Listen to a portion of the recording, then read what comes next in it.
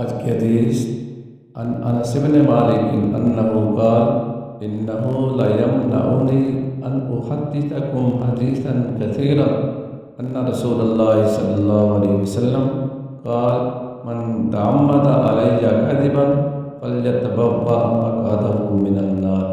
حضرت انس بن مالک روایت کرتے ہیں کہ مجھے تم سے بکثرت حدیث بیان کرنے سے صرف یہ چیز مانے ہے۔ رسول اللہ صلی اللہ علیہ وسلم نے فرمائی، جو شخص عمدن مجھ پر جھوٹ بولے وہ اپنا ٹھکانہ جہنم میں بنا لے۔